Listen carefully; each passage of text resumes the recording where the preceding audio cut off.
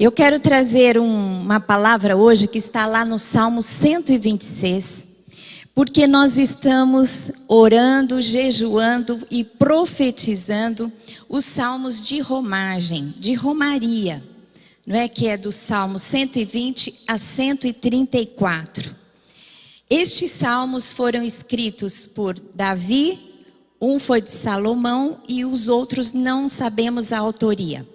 Mas o que nós sabemos é que este compilado, da palavra de Deus eram usados pelos peregrinos, aqueles romeiros que saíam de suas casas em todo o território de Israel e alguns até de território estrangeiro e vinham para Jerusalém adorar nas festas determinadas por Deus através da lei de Moisés, que eram a Páscoa, Pentecostes e Tabernáculos.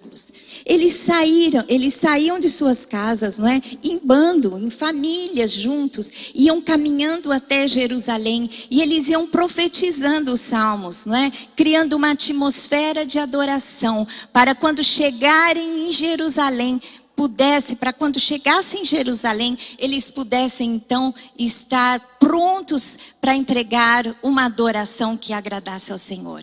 Isso é muito lindo, E nós trazemos isso para os nossos dias. Nós estamos saindo do lugar onde estamos, da posição onde estamos, do momento onde estamos vivendo e estamos caminhando emocionalmente e espiritualmente para um lugar onde Deus está, para um lugar alto, e vamos nos apresentar, diante do Senhor no seu trono, para que Ele então venha no nosso socorro. Estamos nessa campanha de clamor por socorro. Muitos de nós estão vivendo dias difíceis, Eu creio que a maioria, com essa pandemia, lockdown em muitos lugares, a gente vê que na Europa temos os nossos irmãos na Europa, na Itália já está no 3º lockdown e nós estamos passando pelo 2º aqui, a gente em São Paulo, nós estamos vivendo isso. Algumas pessoas estão ficando ansiosas, outras estão sofrendo necessidades, até materiais, e nós precisamos orar e agir em prol daqueles que mais precisam. Mas a palavra de hoje está no Salmo 126. Então, meu querido, abra aí a Bíblia, ou então acompanhe aqui a nossa tela, que nós vamos correr este salmo, vamos profetizar este salmo e vamos tirar verdades que são poderosas para este tempo. E a palavra de hoje, o título é Restaura, Senhor, a nossa sorte. Isso é um clamor, isso é um pedido. Restaura, Senhor, a nossa sorte. Você pode clamar aí, na sua casa. Você deve estar assistindo no celular ou na TV, sozinho ou com sua família. Declare isso, clame ao Senhor, diga: restaura, Senhor, a nossa sorte. Você sabe aqui, mais ou menos, esse salmo, ele relata um momento, onde o salmista olha para o passado, para o presente e para o futuro. Do passado, gratidão. Do passado resulta um sentimento de gratidão quando ele olha para o passado. No presente surge um clamor do seu interior. E para o futuro ele olha com esperança. E é isso que o Senhor espera de nós. Que nós olhemos para o passado e que surja em nós um espírito de gratidão. Olhando para os feitos do Senhor, para os livramentos, pelas provisões que o Senhor se manifestou em nossas vidas. No presente, olhando ao redor e as dificuldades que estamos enfrentando, surge um clamor. Mas para o futuro, nós olhamos com esperança. Porque a esperança é o fruto daquele que confia no Senhor. Amém? Então vamos ler o Salmo 126, que diz assim: quando o Senhor restaurou a sorte de Sião. Olhando para o passado, quando o Senhor restaurou a sorte de Sião, ficamos como quem sonha. O povo diz assim: me belisca Parece que eu estou sonhando. Então a nossa boca se encheu de riso e a nossa língua de júbilo. Então entre as nações se dizia: grandes coisas o Senhor tem feito por eles. Com efeito, grandes coisas fez o Senhor por nós, por isso estamos alegres. E aqui vem o clamor: restaura, Senhor, a nossa sorte, como as torrentes no Neguebe. Os que com lágrimas semeiam, com júbilo ceifarão. Quem sai andando e chorando enquanto semeia, voltará com júbilo, trazendo os seus feixes. Este salmo é um salmo lindo, não é? Tem alguns ápices aqui. Todo salmo ele é muito tocante. Mas, em primeiro lugar, a gente percebe que o salmista olha para o passado. E olha para o passado com gratidão. Quando o Senhor restaurou a sorte de Sião, ficamos como quem sonha. Então a nossa boca se encheu de riso e a nossa língua de júbilo. Então entre as nações se dizia: grandes coisas o Senhor tem feito por eles. Com efeito, grandes coisas fez o Senhor por nós, por isso estamos alegres. Aqui os israelitas estavam muito gratos pelo seu retorno do cativeiro babilônico. A gente sabe que o povo de Israel se distanciou do Senhor e começou a falsa adoração, adorando ídolos, e o Senhor veio com juízo e levou o povo cativo para a Babilônia. Você já pensou toda uma nação ser extraditada para um outro lugar? Mas ao fim de 70 anos, como profetizou Jeremias, eles voltaram. E quando eles voltaram, eles estavam extasiados, com gratidão. Como diz aqui: grandes coisas fez o Senhor por nós, por isso estamos alegres. A nossa boca se encheu de riso. Sabe quando você está muito alegre, que você não contém a risada? E a nossa língua de júbilo, de gratidão, de cantos. Foi um momento de grande alegria, de júbilo.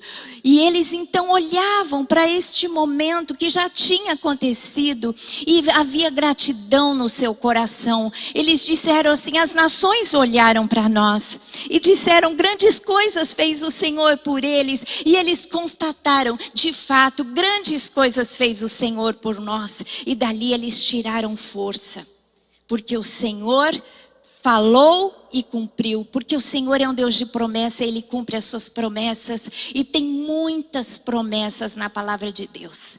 A palavra de Deus está permeada de promessas, para que nós o busquemos, e quando isso acontece nas nossas vidas, a gente precisa registrar, porque quando você estiver no presente precisando, não é, de ter esperança, você tem que olhar para o passado e lembrar dos momentos onde Deus atuou com poder na sua vida. Do passado, gratidão.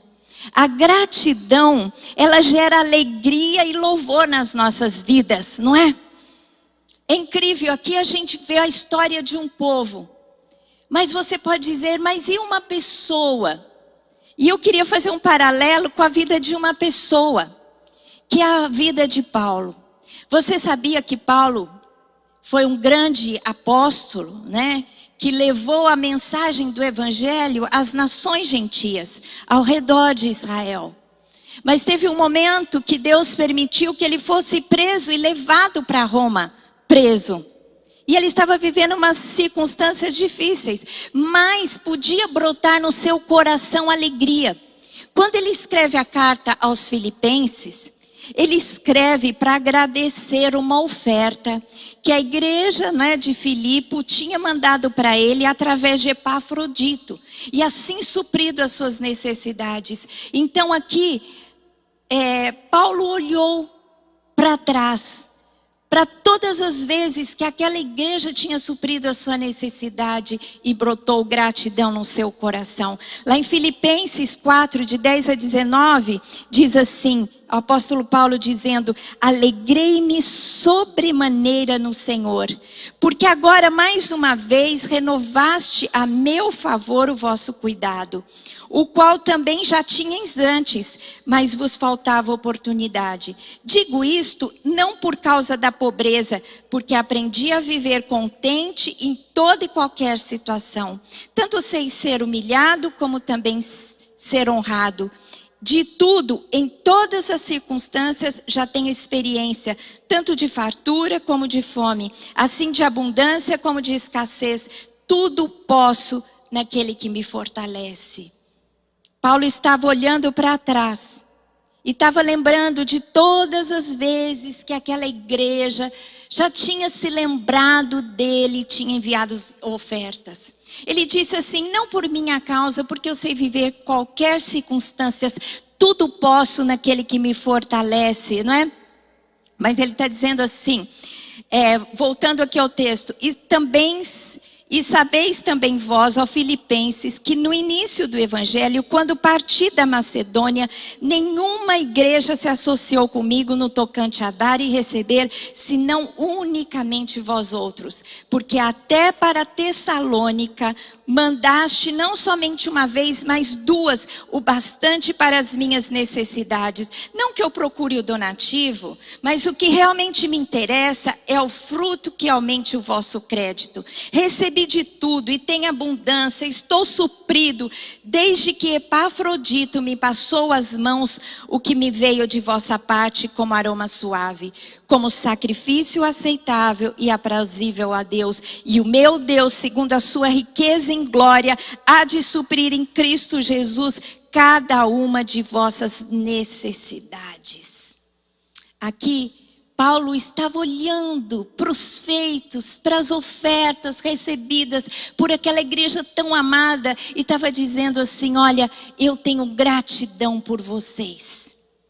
E o Senhor Deus, segundo a sua riqueza em glória, há de suprir todas as suas necessidades. Ele olhava para o passado, trazia, não é, as lembranças, as coisas boas, as ofertas recebidas, e ele então profetizava a provisão do Senhor na vida daquela igreja, porque tinha no seu coração gratidão inundava o seu ser, e ele então abençoava aquela igreja.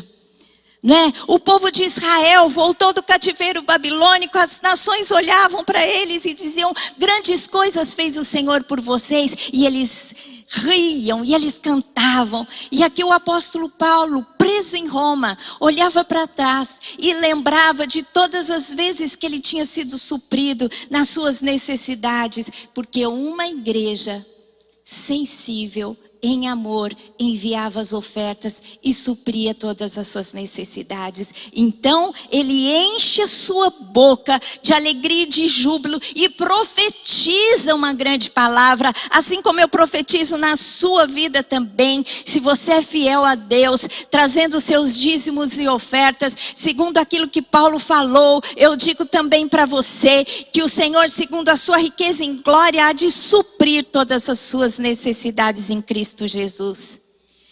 Mas a gente tem que lembrar que a gratidão sempre deve tomar conta do nosso coração quando olhamos para o passado, não é? Você pode se esquecer alguém que te deixou triste. Você deve.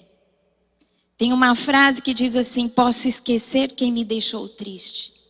Esqueça das tristezas que você viveu no seu passado, mas não me esqueço jamais quem me deixou feliz. Não se esqueça das bênçãos recebidas no passado. Não se esqueça das pessoas que te tocaram, te abençoaram de alguma forma no passado. Porque aí vai surgir no seu coração a gratidão, que é a força, não é? A força que vem quando você olha para trás, para você viver o hoje. A gratidão faz a gente enxergar a vida com outros olhos. Se você tem gratidão no seu coração, não é? Tudo vai ficar bom.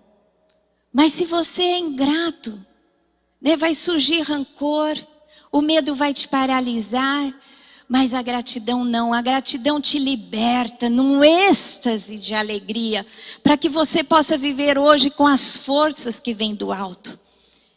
A palavra de Deus diz: em tudo dai graças, porque essa é a vontade de Deus. Deus é a manifestação da graça, e a gratidão é fruto do reconhecimento da graça. A graça de Deus manifesta em Cristo Jesus, e quando Deus nos deu a Jesus, foi a manifestação da graça, e em Cristo Jesus Ele nos supre de todas as nossas necessidades. Por isso que deve brotar no nosso coração sempre é gratidão. A gratidão nos faz olhar a vida de maneira diferente.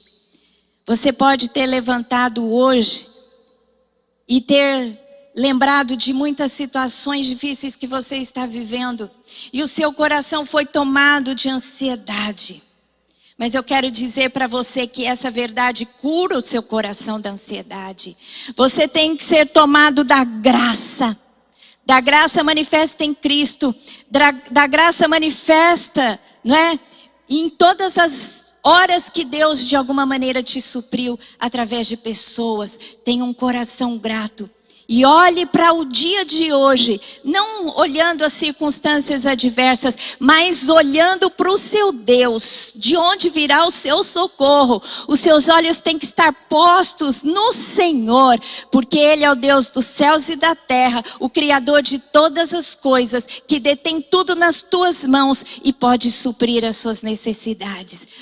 Olha do passado e adquira a força da gratidão, para que você possa viver o presente.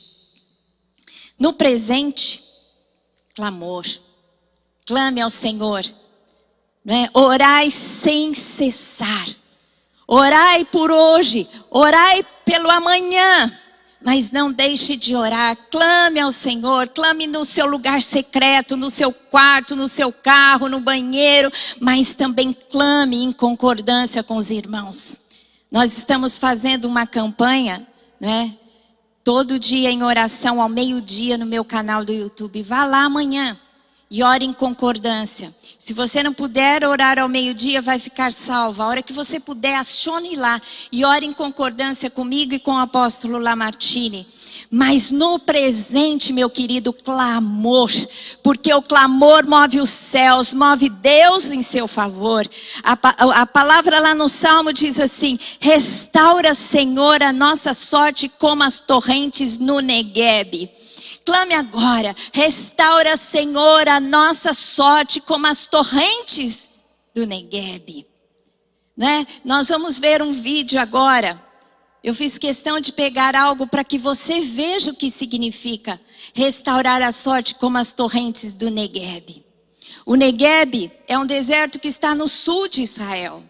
E nós sabemos que no norte tem um conjunto de montanhas, de montes, chamado Monte Hermon.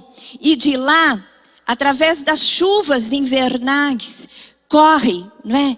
Correntes de água que enche os rios, e também muitas vezes como resultado do degelo, né? Desce uma água do norte e enche os rios, e muitas vezes as torrentes vêm e água, né? E aquele deserto do sul que está seco, ele passa então a ser umidificado, umedecido com as torrentes que vêm lá do norte do Neguebe. Você vai ver o vídeo aí para que você entenda o que isso significa.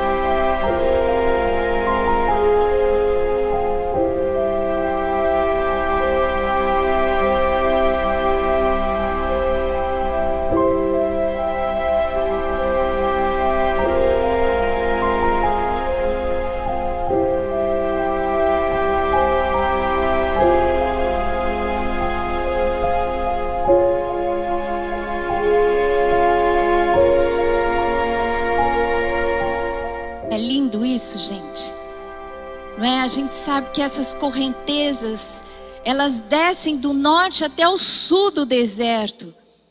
E aquilo que estava árido torna então uma terra boa, uma terra fértil, nasce as flores, fica tudo muito lindo. Então esse clamor, o clamor do salmista usa essa figura: restaura, Senhor, a nossa sorte como as torrentes do Neguebe, porque quando as torrentes de água chegam, tudo floresce e há vida e há fruto.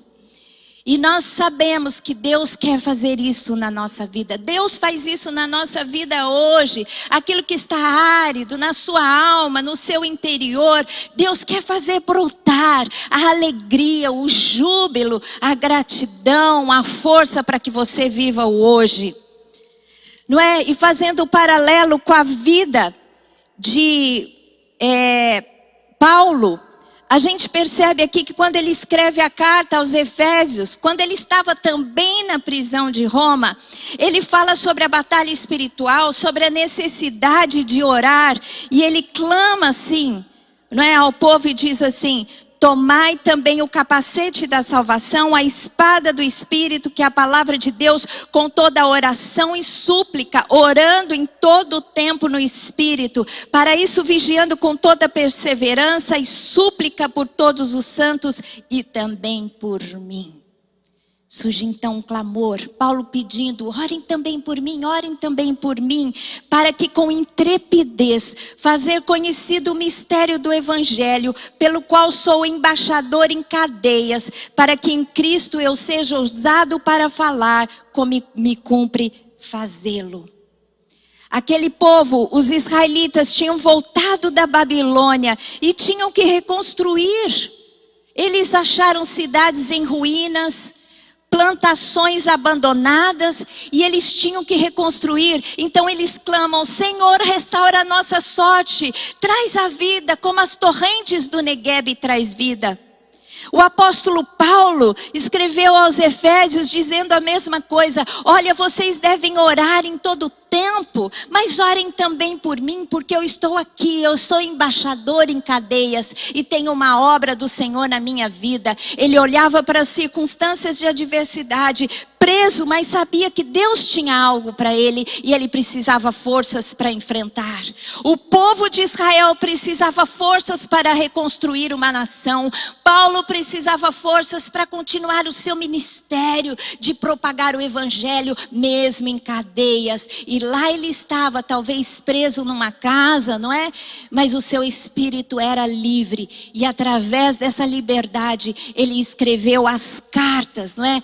Efésios, Filipenses, Colossenses e Filemão são as cartas de Paulo da prisão, onde ele escreveu naquele momento, para você ver que Deus, ele dá forças para a restauração. Aquele povo reconstruiu a nação de Israel.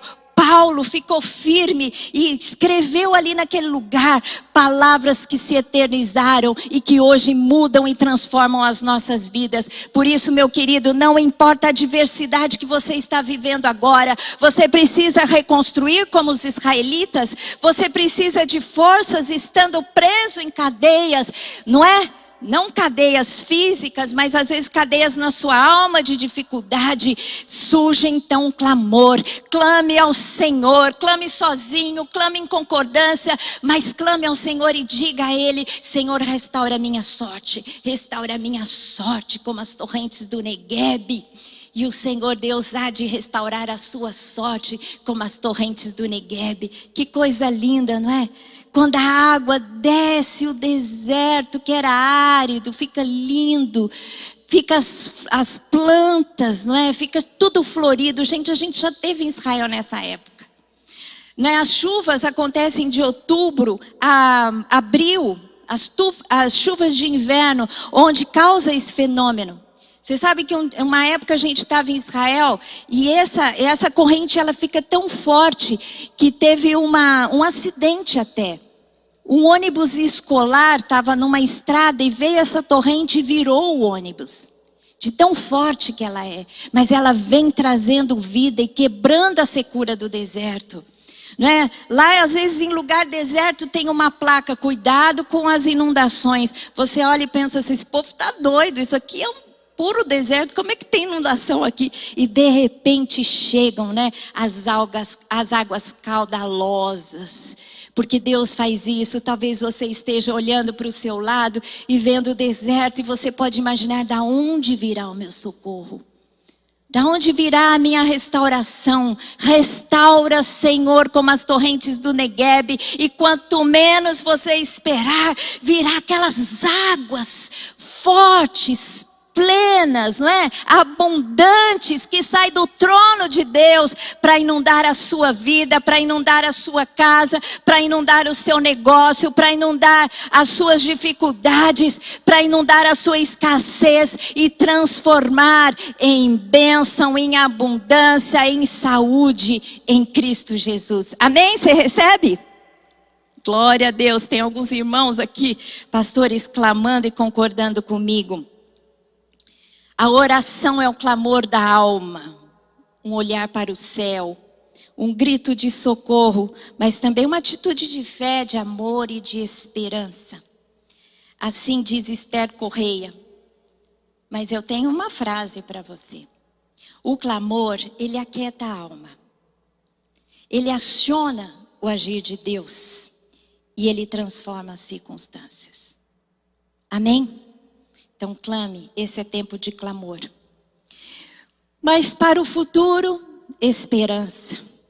No Salmo 126, 5 e 6 diz assim: os que com lágrimas semeiam, com júbilo ceifarão. Quem vai andando e chorando enquanto semeia, voltará com júbilo trazendo os seus feixes. Os israelitas, eles entendiam que o trabalho seria árduo, mas o resultado seria bom. Eles tinham voltado do cativeiro e as plantações abandonadas iam precisar de muito trabalho. Eles iam ter que semear, e a semeadura é com dor mesmo. É debaixo do sol quente, é um trabalho físico, não é? Você vai muitas vezes semeando, porque a semeadura é tempo de espera. Você vai jogar a semente na terra e você vai esperar o seu resultado.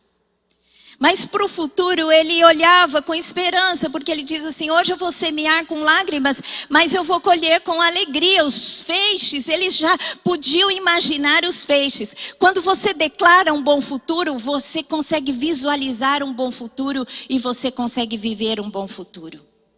Os seus pensamentos, não é, são a semente para o seu futuro, para um destino certo. Você pensa e o agir de Deus vai além do que você pede e você pensa. Então, na verdade, você tem que ter um posicionamento positivo de esperança. Esperança é o vetor positivo que te faz olhar para o futuro, imaginando, né, um cenário favorável, como o salmista. O salmista diz: olha, eu vou semear, né, com choro, mas as minhas lágrimas inundarão a terra de tal forma que eu sei que dará fruto. Você sabe que eu adoro chorar. Eu digo isso para o Lamartine, ele acha estranho. Mas quando eu entro no meu quarto e vou ter um tempo com Deus, eu adoro ler a palavra e ser tocada na minha alma e chorar. Porque eu sinto que quando eu choro, minha alma é lavada. E quando eu descobri que na palavra de Deus diz que o Senhor recolhe as minhas lágrimas, não é que todas as minhas lágrimas são contadas, aí é que eu choro mesmo. Porque eu sei que nenhuma lágrima é vertida do meu olho como resultado de um clamor, ou de um trabalho, ou de um esforço espiritual. Não é? E aqui diz assim: você vai semear com lágrimas, mas Deus vai te dar um bom resultado. Você está chorando hoje, você pode chorar a noite inteira, mas a alegria vem pela manhã. Amém? O apóstolo Paulo, ele tinha esperança também de voltar e ver os filipenses. Ele olhava para o futuro com esperança. E ele diz assim, né, um texto que está lá em Filipenses 21 a 26, mas eu vou ler mais para frente. Eu pus todo o texto aqui, mas eu vou ler só uma parte. Não, acho que é melhor ler tudo, porque senão não vai fazer sentido. Ele começa fazendo uma avaliação, e ele diz assim: porquanto para mim o viver é Cristo e o morrer é lucro. Ou seja, eu estou aqui, se eu morrer vai ser lucro. Mas se eu viver, entretanto, se eu viver na carne traz fruto para o meu trabalho, já não sei o que hei de escolher. Ora, de um lado e de outro estou constrangido, tendo desejo de partir e estar com Cristo, o que é incomparavelmente melhor. Mas por vossa causa é mais necessário permanecer na carne. E convencido disto, estou certo que ficarei e permanecerei com todos vós, para o vosso progresso e gozo da fé, a fim de que aumente, quanto a mim, o motivo dos vos gloriardes em Cristo Jesus, pela minha presença de novo convosco. Ele estava aqui cheio de esperança, de ter a oportunidade de sair da prisão e ver novamente os filipenses. Ele olhava para o futuro com esperança. A gente sabe que não houve oportunidade, mas Paulo, embora estava ali, ele estava cheio de esperança, fazendo projetos para o futuro. A gente sabe que depois ele foi livre, não é? E teve uma segunda prisão, e quando ele está nessa segunda prisão, ele escreve a última carta a Timóteo.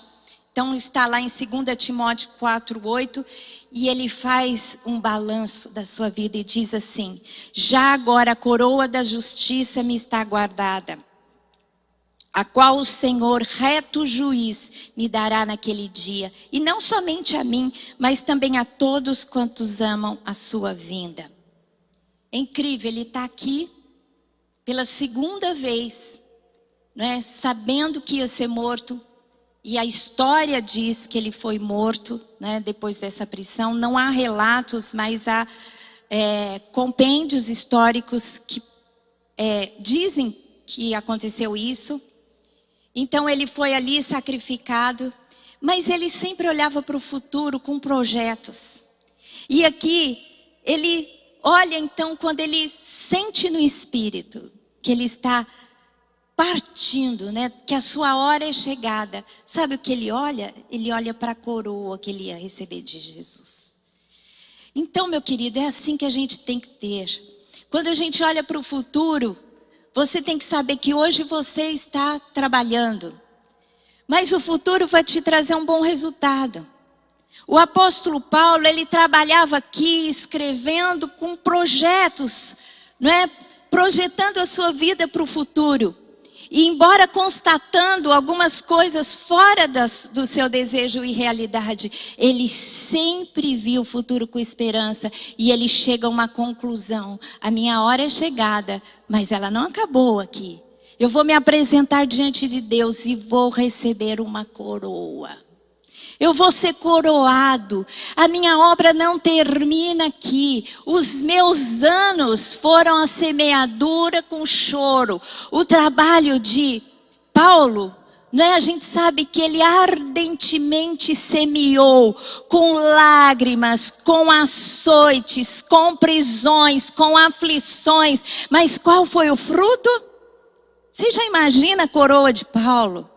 Você já imagina, hoje nós alcançamos o evangelho aqui no Brasil e nas nações, porque Paulo, o grande apóstolo às nações, foi corajoso o suficiente para tomar a sua caminhada e levar o evangelho aos gentios. Amém? Glória a Deus. Eu quero terminar essa palavra dizendo: ouça a sua esperança e não os seus medos. Que a voz que você possa responder seja uma voz que vem dos céus. E a voz que vem dos céus é amor, fé e esperança.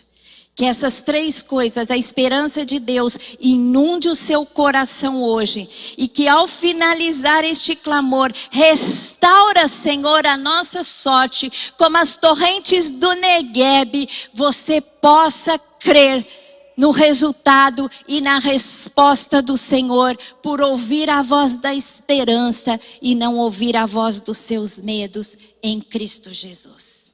Amém? Glória a Deus. Feche os seus olhos agora, meu querido. Eu estou entrando em muitos lares, nós estamos tocando muitas vidas. Essa mensagem, ela fica gravada, ela é postada depois no meu canal do YouTube, Lilian Pozella, às quartas-feiras ao meio-dia. Se você foi abençoado, ouça de novo, compartilhe. Porque essa é a resposta que muitos precisam neste dia. Muitos estão aflitos e amarrados nos seus medos, aflições e ansiedades. Mas a esperança traz libertação. O clamor liberta. Que você possa compartilhar essa mensagem para quem está do seu lado precisando. Poste no seu Facebook, poste nas suas mídias sociais, envie para um amigo. Muita gente está pedindo emprego porque ficou desempregado, pedindo ajuda. Você pode ajudar como pode, de diversas maneiras, agindo em favor dos seus amigos. Mas acima de tudo, você pode trazer a palavra que modifica, que salva. Então você que está aí, se você ainda não se rendeu aos pés do Senhor, crendo que Ele te agraciou, que Ele se manifestou com graça através do sacrifício de Jesus. Você que ainda não entregou a sua vida, não confessou os seus pecados, você pode fazer comigo agora. Feche os seus olhos e ore agora comigo e diga assim: Senhor Deus, eu te agradeço, porque o Senhor é o meu Criador. O Senhor é o meu Senhor, o meu Deus. O Senhor, através de Cristo Jesus, me restaurou dos meus pecados. Perdoa os meus pecados. Quebra toda a minha ligação com o mal. Restaura o meu caminho. Restaura a minha sorte. Diga a Deus: Senhor Deus, restaura a minha sorte, como as torrentes do Negueb. Que você seja inundado com a presença do Espírito Santo. E o Espírito Santo que traz vida ao seu espírito. Cura a sua alma, cura o seu físico. Entra agora e te inunde com a sua presença em Cristo Jesus. Amém? Glória a Deus. Se você fez essa oração de entrega pela primeira vez, nos acione através do QR Code aí na sua tela, porque nós queremos conhecer você, orar por você. E você que já tem Jesus, que essa palavra possa fazer brotar em sua vida o clamor que move os céus, não é? E aciona a ação de Deus ao seu favor. Amém? Que Deus te abençoe, que você tenha um ótimo domingo e uma boa semana em Cristo Jesus. Um beijo no seu coração, um beijo para a sua família, uma bênção especial para a sua casa em Cristo Jesus.